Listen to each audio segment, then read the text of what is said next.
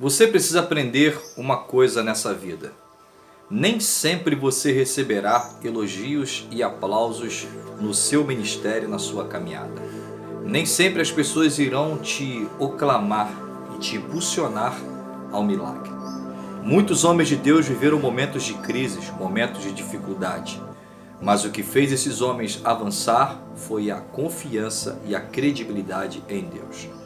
Você vai olhar a Bíblia e vai ver isso com o apóstolo Paulo, o significado pequeno de toda a igreja primitiva. O apóstolo Paulo ele foi 70 anos depois de Cristo. E bem antes existia o grande pastor Pedro, o apóstolo Pedro, a qual foi denominado por Deus a cuidar da igreja primitiva.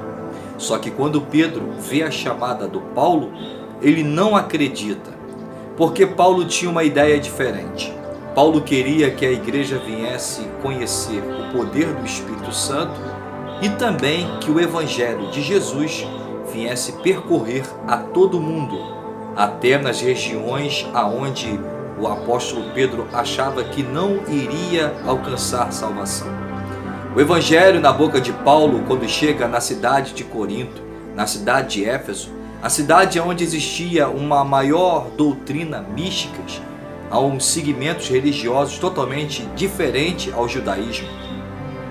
Então eu entendo aqui que Deus, quando escolhe alguém, ele tem o intuito de fazer que o ministério dessa pessoa seja produtivo.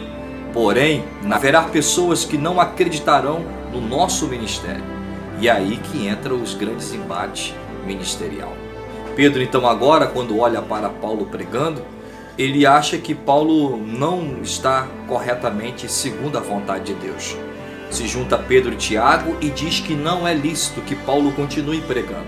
Só que Paulo insiste, vira-se para Pedro e disse: Pedro, vamos à cidade de Corinto, vamos ver quantos irmãos nós ganhamos para Cristo.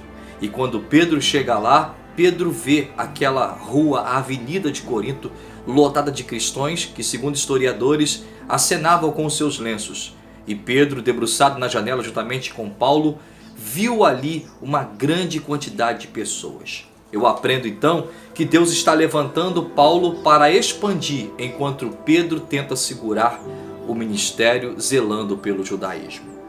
Aqui eu começo a pregar e a dizer: não se limite às suas convicções, não se limite ao seu entendimento. Abra sua mente para que o Espírito Santo venha te levar.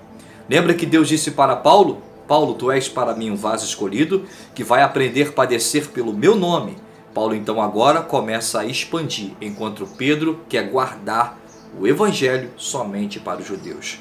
Depois Deus então se depara para Pedro e diz: Pedro, olha aí esses 4 animais, esses répteis, aonde segundo a cultura judaica não poderia se comer, porque era pecado contra a lei. Então Deus agora diz para Pedro: você vai matar e você vai comer esse animal. E Pedro fala: Senhor, mas como é isso? E Deus diz para Pedro: Pedro, como ousas tu tornar sujo aquilo que eu purifiquei? O que eu estou pregando aqui hoje é: não acredite nas palavras de derrota, nas palavras negativas das pessoas contra a tua vida. Acredite em Deus. Você tem que acreditar no seu ministério, tem que investir em si mesmo.